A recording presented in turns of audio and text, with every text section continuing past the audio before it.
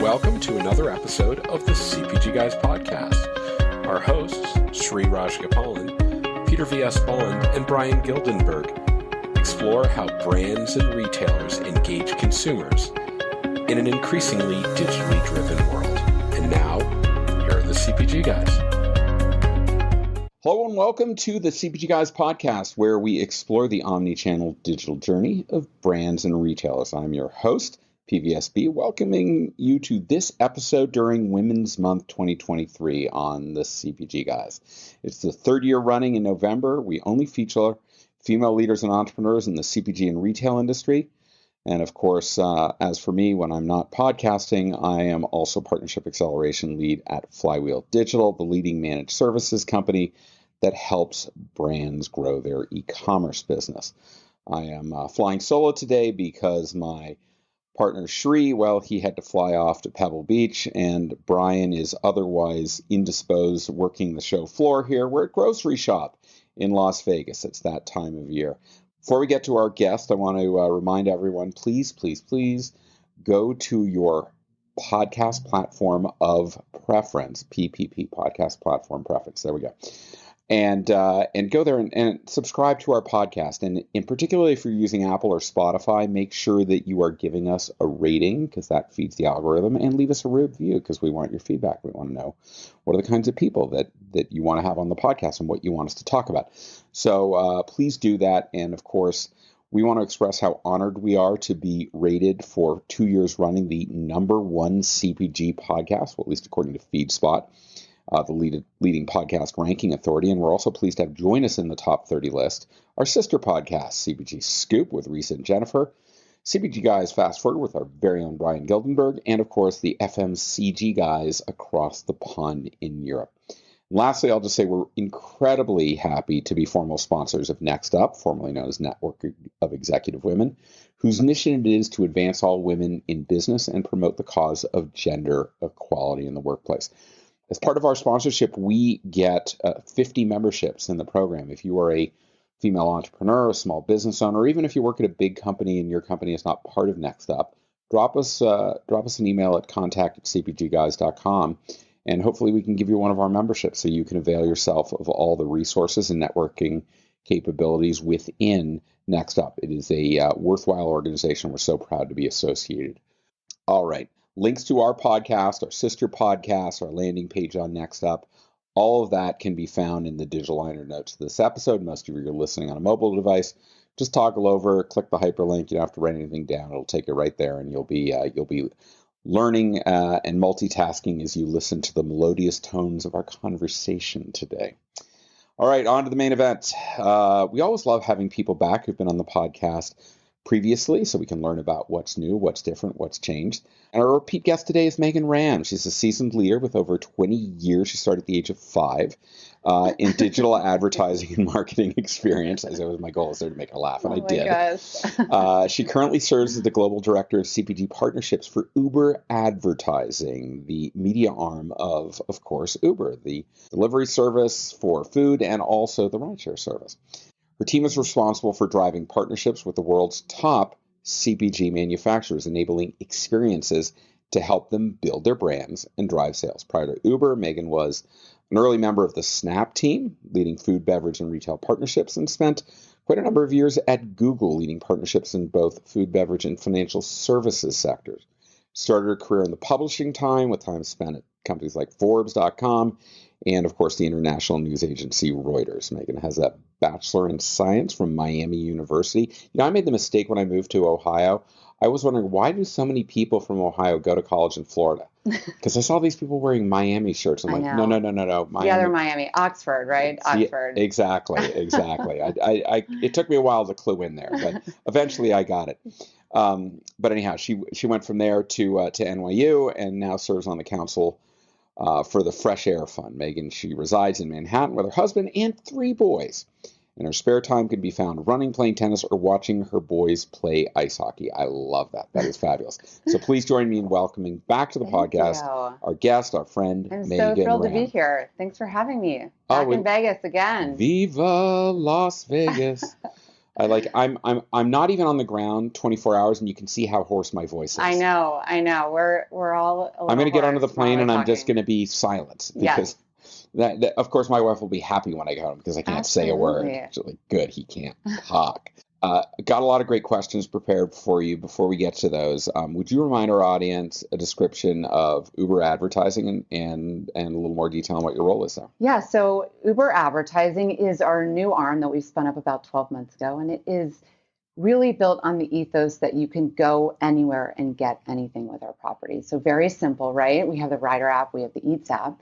We built a performance business on the Eats side and a video business on the Ride side, and it's coming together with a lot of first-party data in the middle and a world-class offering. So we're excited to talk more about it today. Yeah, multifaceted ability to engage with consumers and ultimately people who are using the services to make their lives better. Yep.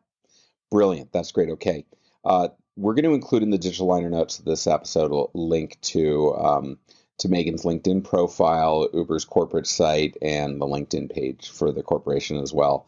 So if you're listening to this on your mobile device, just toggle over, click the hyperlink. You can learn more about Megan's background through that as we engage in this conversation. So why don't we get to it? Let's start with just the fundamentals. Megan, your career spanned the likes of what I described, Forbes, Media, Google, Snap, and now Uber. I want to focus in, and we asked you this last time in terms of your general there, but what I'd like to zero in on, because this is Women's Month, can you take us through the years as a female leader rising in corporate America's largest brands? Some of the big things that were pivotal moments, and you think about how you dealt with that as you were moving on. Yeah, I mean, I was reflecting on this a little bit. So over 20 years in digital, right? And a lot has happened. We had a .com bust, right? Boom and bust. I remember that. 2000. Boy, was that a big shocker. The recession, a pandemic. I had 3 maternity leaves, parental leaves within this. And, that is a lot to bear on anyone's career, right? Yeah. And everyone, this is not unique to me. I think many parents, people rising in careers see similar, obviously, macroeconomic factors, family factors as they continue to rise. The thing that has always stuck with me is the women leaders that have kind of helped me and encouraged me. And I've had different, models in each company that I've worked for. I've never had a formal mentor per se, but I've always had women just help me rise, help me, take the next challenge, encourage me, put me in rooms, give me a project. So they were more than mentors; they were sponsors. To I mean, in informal, right? Like, I don't think you always have to formally be like, will you would you please me? sign this contract that says you are my sponsor? Yeah. But I consistently felt like there was people that were looking out for me, and they would give me good feedback. They would give me hard feedback. They would tell me, hey, you should have done this differently. But feedback's a gift, isn't it? It's a gift. Yeah. It is a gift. And they continue to be there for me today. And I love, a lot of them are still in this industry. They're heads of companies now. They, some of them have taken different jobs, but they've given me a lot of kind of sound advice, and I've taken that and that with them. And then, I've also had them give me good family advice. I had one female leader say, never miss that moment with your kids. Like, it's not worth it. Get on the flight, I'm getting on the red eye home tonight. We have so I can walk my kid to school in the morning tomorrow. And that's brilliant. Just as important as all these business moments, throughout the over 2 decades that have been in business. So I think finding women that can lift you up and kind of letting them see what you can do, but then also being open to what they have to share in terms of how you can grow is what I would say. Yeah, I love thinking about sponsorship and mentorship. I had a manager when I was at CVS, a shout out to my dear friend Melissa Studzinski.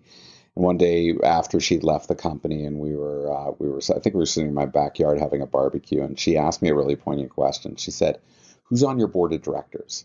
And I said, "What do you mean?" And I said, "Well, you have to think of yourself as a brand. And if you're a brand, you have, I'm sure, people that, to your point, they never signed an agreement saying they're your official, mentor, but to some degree, that you turn to them all the time, kind of like telling them that you think of them that way, and you think of yourself saying, if I'm a brand PVSB, you're on my board of directors. If you're in their position, all that does is you're flattered that they think of you that way, and it probably just redoubles their effort and interest in actually advocating for you. Yeah, So, and I read something too that, there's obviously the formal times that you set up with these people, like 30 minutes here, 30 minutes there, to kind of like connect with them and tell them what you're doing and have them, hear more and give more suggestions. But someone gave me the feedback, like look at them in the wild, like watch them when they're leading a room, watch them when they're, conducting a board meeting, like go see if you can put yourself in situations where you can observe what they're also doing and what they're leading, the teams that they're building, and take the open direct cues that they give to you, but also take the silent cues and the opportunities to observe and just be there to to watch and emulate. Yeah. So we're arguably in the third wave of digital advertising, with retail media as a mechanism beyond the first wave of search and the second wave of social. And obviously there is a lot of engagement around CPG and retail to try and shift from traditional marketing channels that are waning in terms of their influence. I think like linear television and print media that, I mean, who gets a Sunday newspaper anymore? I read everything on my iPad. But so I guess from that perspective, we're in a really transformational period where new technologies and capabilities, and I'm 10 minutes into the conversation and I'm now going to mention OpenAI and ChatGPT and generative AI there. I think I hit all the necessary requirements. But the point is, I'd love to understand how you make a conscious effort to continue to learn and enhance your skills in this space. And how would you recommend other women leaders that may or may not be as deeply familiar with all that's transpiring right now? How do you get them? How should they lean in and start to make sure that they are current so that it can help advance their careers? Yeah, I mean, there's I thought about this. There's the obvious things like consistent reading and kind of like putting yourself in thought leadership forums or conferences or things like this. There's a kind of like natural behavior, right, that we all know how to do, but use the technology yourself, right? Like literally like roll up your sleeves and figure out like, how does ChatGPT work and how would I use it in my everyday life? And then what would that mean if I was a brand, and how would that change their brand, how their brand would show up if they were using this technology? When I worked at Snap, I'm not Snap's core customer. That's, 13 to 15-year-old, but you have to use the app. Like you have to, how does AR work on your face? And then, at Uber, I would say, obviously we're advancing into a lot of this emerging technology. We use AI in different parts of the app, but, one of the things they stress is even learning about how to be a courier. Like, have you ever gotten on a bike and like done the pick and pack, or like if you actually driven the car? So this walk in the shoes. Like this isn't necessarily like emerging technology, right? But it is core to our business. And how would you, know the best things to kind of put in front of your customers and talk about the experience if you're not an active user for yourself? So I think that goes for both emerging technology, but just also the services that are right in front of your face that you're trying to kind of, espouse value around. From my perspective, one of the things I try to do is I try to dedicate a block of time each and every week for learning. Yep. Sometimes I'm just going to take a LinkedIn learning class. I scroll through and see what's new, what's interesting. And or I see someone who posted, I just got certified in this LinkedIn Learn. I'm like, you know what? I'm going to subscribe to it. And I'm going to block out half an hour of my day on Friday when the week is winding down. And I'm just going to make it a deliberate effort to try and learn a little more. Yeah.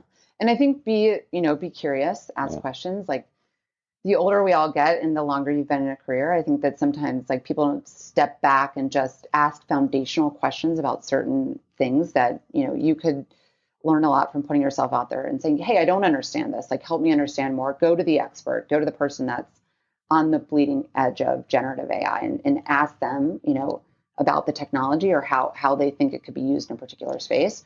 The more you ask, the more you learn. And I think even at the executive level, asking questions is the number one way to learn, right? The worst question is the one that goes unasked. Yep. Yeah. All right. So you were on this show right about the same time last year. We recorded the episode at Grocery Shop 2022. So a lot has transpired in the advertising world. I would love to hear from you on where Uber advertising is taking its game since we met 12 months ago. Yeah, well, you had Dr. Mark on the show too recently, so you Got a little bit of got an a little update. bit of a treat. But this we have said it publicly. It will be $1 billion business by next year, right? So we have With a B. not with a B. We have not tipped our toe into the water. We've jumped straight in. A lot of people have been saying over the last 12 months, like, I thought Uber did this already. Didn't you already have an ads platform? It feels so natural. It feels like it's actually just kind of a part of the ecosystem. And I think that is the ethos of what we are trying to build. So we've, now spent the past year and a half building this ads platform. We have a performance suite of products on the Eat side. We have display products on the Rider app, and now emerging products like video, gaming, et cetera. And the early data is showing us that it's working. We have great return on the sponsored products that we've launched in partnership with Criteo. And then, exciting attentive metrics that we see on the Rider app that shows us that this is going to be a scaling product. Scaling globally. And what was the number that Mark shared with us in terms of the number of riders you are? So we do like about 25 million trips a day, which is astounding, right? A day. Yes. And if you look at like gross bookings up double digits, quarter over quarter, rides are up, trips are up. Like, we continue to have what we call like BWE, which is our best week ever in terms of, kind of sales, organic sales on the platform. Wow. So a lot of impressive metrics. Obviously, it's coming out in the earnings and the excitement that people have around our global scale. And that translates right to our partners. They are kind of buoyed by both the organic effects they're seeing in terms of sales on the platform, as well as the now kind of paid opportunities to drive interest with this audience. And I think the second piece, like you have the ad products aside, but the second big piece is the data, which we talked about last year. That is, over 12 to 18 months of business conversations, it's very clear that this is one of our most valuable assets. It continues to be industry leading as we look at the location data that we have, the purchase-based data that we have, and the way that we kind of combine those both together, right? So products, scale, data, and then the global footprint, it continues to be an extremely compelling offering for CPGs. So here's an intriguing question. Would you consider yourself to be an advertising company that is powered by data, or are you an insights company that is powered by advertising? I would say we're kind of a mesh of both, Yeah. but we actually talk about it as like the power of the platform. So we obviously are growing in monthly active platform consumers month over month, quarter over quarter. That'll continue to increase. But Uber has a loyal user base, right, on the ride side. Yeah. There's statistics like 30% of new eaters, so those that are, kind of new to new verticals, have actually come from a different part of the business. Like they were from restaurants from rides, right? So unlike other businesses that need to kind of go out and seek these users, like new monthly customer active acquisition from completely new sources, new channels, or even tell people what their product is, people use Uber. They're using Uber more and more, every month. And they're also discovering different parts of the app that work with their lifestyle. That creates the stickiness. That creates the power of the platform. That creates the data. That creates the insights, right? So we're a mesh of both, but driven by this power of the platform concept. So with all of this transformation taking place, how do you lead your team through this change effectively? How do you process unplanned change and deliver the outcomes that you're seeking for your vertical within the business? I think we have stayed, Uber's a large company, but Uber advertising has stayed very nimble, right? Yeah. We are a very nimble, almost startup-like group inside of Uber.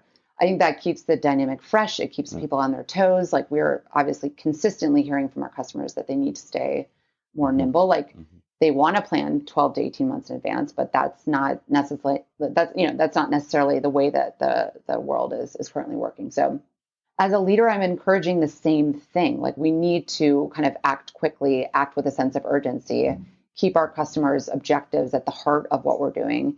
If we keep their business objectives front and center, no matter if we're kind of like planning for something long-term or pivoting to something quickly, if it's aligned in the business objective that they want to achieve, we will achieve success. With my team, it's kind of the same way. If we're focused, we're going to drive results. whether we have to pivot quickly or whether we have to kind of like take a longer term view. I'll remind our audience that I have the pleasure today of speaking with Megan Ramm from Uber Advertising. All right, so let's get to how brands can leverage Uber Advertising to create the kind of customer experience outcomes that they're seeking. Can you walk us through what are kind of the core buckets of advertising capabilities that you afford CPG brands and the like looking to reach your users? Yeah, so the conversation first starts as like kind of discovery, right? What is the size of your business on the platform? We're in the fortunate position that we're already driving large volumes of organic sales for these companies, right? So we get to start from a place of saying knowledge, right? Yeah. Like here is globally where your sales are happening. This is where you might want to increase market share. These are the types of subcategories that are driving so you growth come to the conversation with a POV. We can have a strong point of view. And then, there is obviously a strong sense and understanding that this audience is incremental. They're much younger than the people that you would potentially see in the long tail of grocery, right? Mm-hmm. They are convenience driven. They want things on the go. They're building a fundamentally different basket than the shopper that shops once a week in a large basket format, right? Mm-hmm. So coming to the CPG with a lot of grounded insights and pairing that with what do they want to achieve over the next, like, we're just in with a customer right before this. We're talking about, 26 and beyond planning, like long range planning, right? We, if we get the foundation right, start from the place of organic and how we can grow into paid through both performance as well as these brand driving tactics. We have laid, kind of this platform for us to continue to build upon. So I would say the partnership starts with the data, the insights about their business, a collective understanding of what they want to achieve over the next 12, 18, 24 months and beyond. And then what are the things that we can bring to bear across Uber's business that are going to be a fit? Of course, there's the ad product suite that we have on the Eat side and the Ride side, but we've been in fun conversations with the likes of Anheuser-Busch. Let's take a shuttle bus and do some great, in frame activation, on site. Let's use our stadium partnerships with Uber Live. Let's consider our leadership position in a market with a certain event like the Olympics. So thinking about how Uber shows up in the real life, IRL for these customers as well, and IRL. Omni-channel, right? Whether it's event-based or brick and mortar, and bringing that to bear too. But you're offering essentially a suite of full funnel capabilities for engagement. Yep. Yeah. So discovery creates some upper funnel awareness, but you also, through the Eats application, have the ability to actually deliver the conversion of their products. Correct. Yeah. That is phenomenal. So that means you have a direct relevance to all sorts of different ecosystems within the brand organization.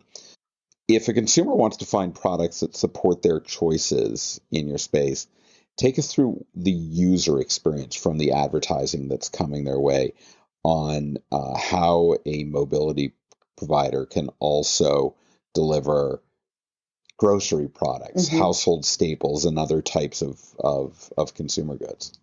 Yeah, so I think what is the stat now? You have 10, 15 apps, 20 apps on your phone. You only use 5 of them, with any kind of frequency. Every one, the rare 30, occasion, 40, I don't know. The rare occasion I want it, I have to download it again, and then I'm like, I'm on a Wi-Fi network. This is going to take forever. Yeah. But there's 5 apps on your phone that you use with frequency, right? With high frequency. Yep. Eventually, Uber, and we are like this in a lot of markets already. Our aim is to be that one of those 5, right? 5. So fundamentally, it's a very sticky thing. You can book a ride. You can reserve a flight now. You could potentially book train travel, right? You can get your groceries. You can get your convenience. You can get alcohol. So it's almost a marketplace of services, not a marketplace of products. That's a subset of the services. Right. So, we think first about the stickiness and the utility for the consumer, and what is that driving in your everyday habits in your everyday life. And your goal is to have things that are ubiquitous in terms of frequency of use. Yes. Like if it is one of 5 apps on your phone, you have a pretty good reason to fire it up almost every day to do something through Uber, right? So then as a consumer, the journey becomes particularly interesting. Like you are going from potentially rides to saying, hey, I want something from the convenience aisle. Like it's 9:00 at night, I'm going home, I'd love a treat. I'd love a beauty item. I've walked you through some of these kind of use cases before. They're going to continue to expand as our retailer selection expands on the grocery and convenience side, getting into specialty retail, getting into beauty.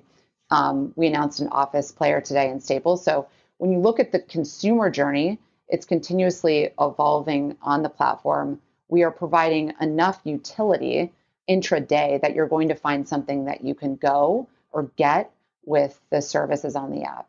And then that obviously translates to conversion and these micro moments of both discovery and kind of browsing and intent that all feed back into the data that we can then bring to bear to You have advertise. a lot of touch points of how the consumer is interacting with you on their mobile app and in your cart. All of that all feeds into your ability to target Correct. consumers and understand what their behavior is based upon what they've been exposed to and how they've reacted. Yes.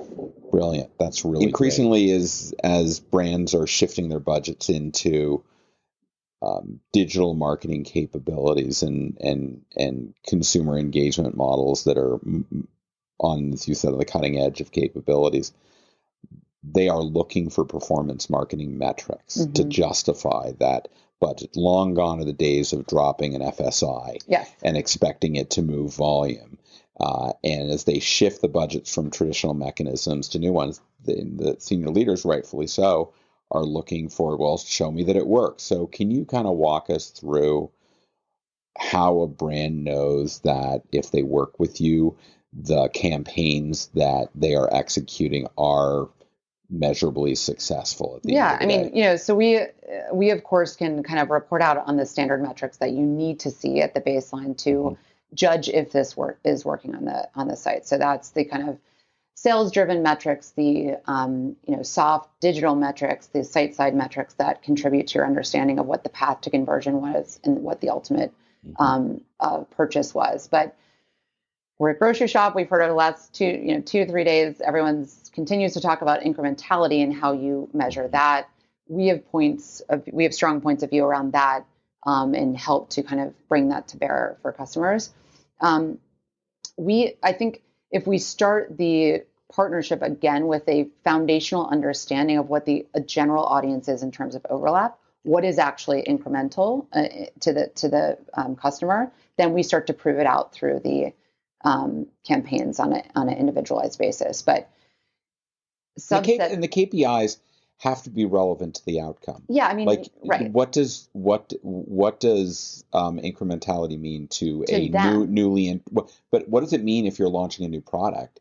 Is your objective to deliver ROI on a new product? No, your goal is to get awareness and create up. So I've got to imagine that how you deliver metrics are based upon the outcomes that they're seeking. Yeah. And it's market share, it's new to brand. And I think the good news is that we know our audience is unequivocally younger than a lot of the traditional grocery players, right? And even some of the pure play delivery partners. And so that is also coming out in the data in terms of what this conversion means for, CPG, right? It might be more valuable because they are younger and their likelihood to purchase over time is just been extended, or they've discovered something new within your portfolio that they weren't previously aware of that they would now like to buy. Are you getting to the point where I know brands are asking for it, but you feel like you're in, I don't know where you are in the journey of actually being able to calculate some kind of customer lifetime value, so they understand that this is something that's worth the investment. Yeah, I mean, we have obviously like a very good understanding of that on the restaurant space, given this is a restaurant stack first, and we have a deep history of understanding how how customers interact with the restaurants on the platform. We're continuing to evolve and increase the sophistication of how we look at attribution on site, but then also what we're driving offline, potentially in terms of footfall and other things like that. But I would say we're in the midpoint in the attribution journey on grocery and convenience. And it makes sense because we are expanding at such a rapid clip. We want to make sure that we're thoughtful on how we're providing guidance in terms of what these metrics mean. We are partnered closely with the IAB and obviously have informed some of the new, some of the new thoughts around how retail media should be measured. And I think we'll continue to stay at the forefront of partnering with third parties as well that our clients want to engage, in addition to seeing our first party understanding of what they're driving. I don't know if you saw, I put a LinkedIn post on last week after I came back from Seattle. I saw a stanchion sign in the airport. That was brilliant. I mean, and for those of you who are listening to this who haven't seen it, we're 109 years into commercial passenger aviation, and there are still 13 different configurations of what the approved size of a carry-on bag is. I'm cautiously optimistic that the retail media industry is going to find some measure of standardization around elements of this that will put to shame the airline industry, which still can't seem to get its act together. No, and I mean, it was exciting to see, and it almost is telling with this segment of digital.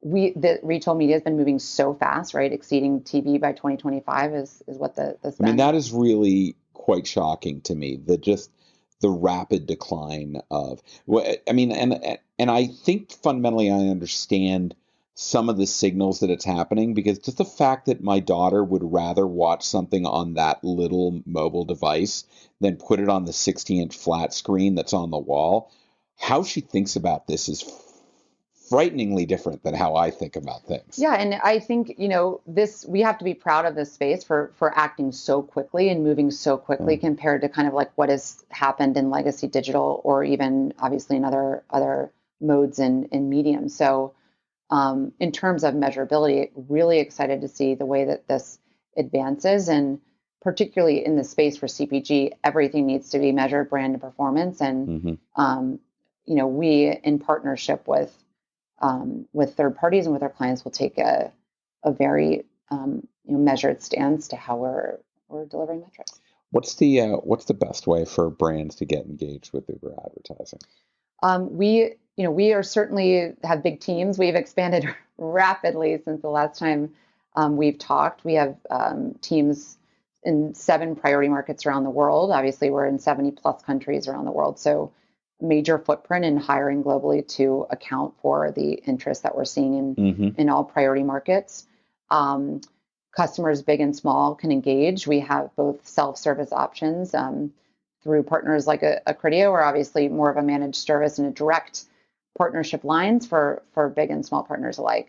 We are, of course, seeing a lot of lean in from CPG partners, but see a ton of interest from entertainment, financial services. We have auto stepping in, which is really fun to see. Certain categories that are non-endemic that are taking I was going to say big swings, which is exciting, right? I see non-endemic being seeing your platform as being particularly appealing. Yes. Because you provide a highly relevant audience. It does not matter whether you are actually selling that final product.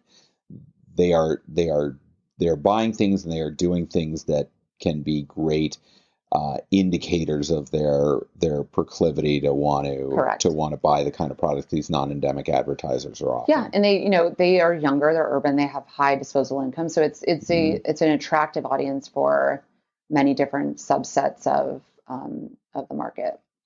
So let's look towards the future. I'm curious, from your perspective, what are the growth trends that really have your interest, the things you're watching, the things that you're thinking, okay, this is an area where I think advertising could, because of this capability, because of something going on, this is where I think advertising needs to pay attention and think about how they can turn that into a really effective way for brands to reach consumers. I mean, the space of commerce has obviously been flipped on its head like 3 or 4 or 5 times now, and continues to evolve and change. I think for the youngest consumers, they literally just in a frictionless way want to purchase what they want to buy when they want to buy it from whatever mode they are on at the time, and they want it quickly and to them in under 20 minutes. And it doesn't actually matter what it is, big or small, like that is becoming like the kind of expectation. So we've seen it obviously with some of the social players now delving deep into commerce. This will continue to inform both experiential and also other driven environments through Uber that we think about how to inject that easy commerce experience into. And so I'm excited to see like where in 2 years, where is e-commerce going to be? And really from a consumer's perspective, what modes might have even changed that we can't think of right now, right? That might be existing downline in mobile. So that's one space. Yeah. And then obviously AI is like another huge area. Of course, we're using a lot of that in our business, continuing to think about how much is going to be, fueled with different types of intelligence, automated in ways, again, that can make us move further faster. In the space of retail media, I think it's just going to collapse, right? It will just become media. We're not going to like typify it anymore, and it will continue to be elevated in importance in terms of how marketers are spending their time and their money.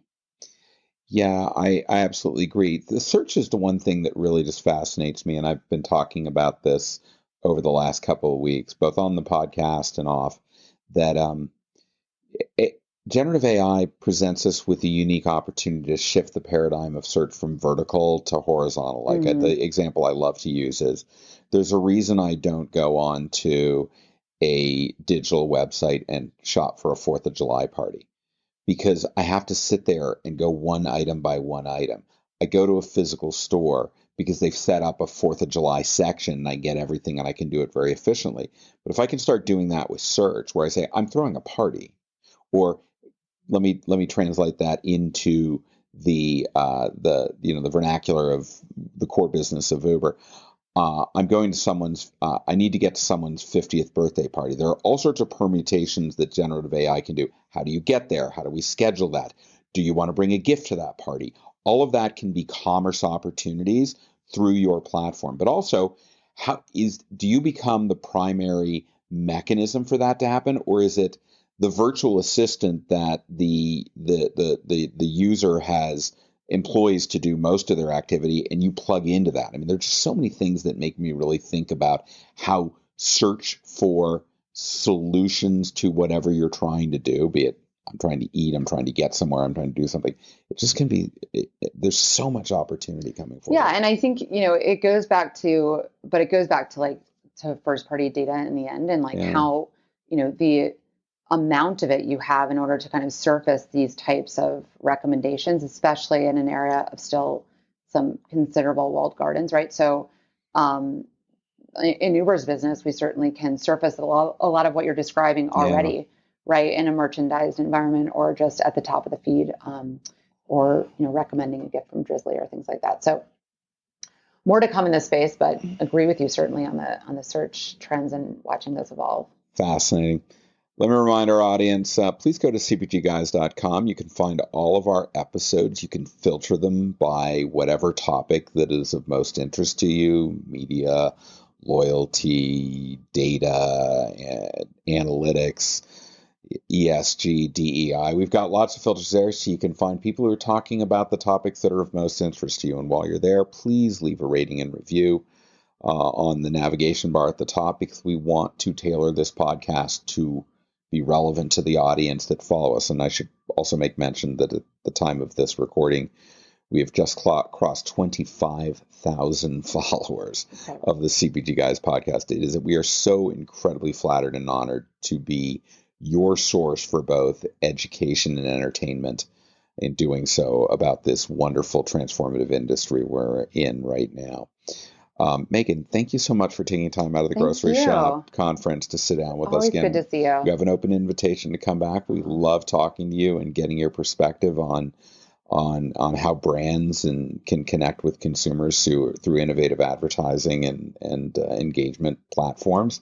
I think you guys have created a terrific one at Uber Advertising. Thank you. Thanks as always. Such a good time. All right. And to our audience, thank you for joining us. We look forward to speaking with you on the next episode of the CPG Guys podcast. Goodbye.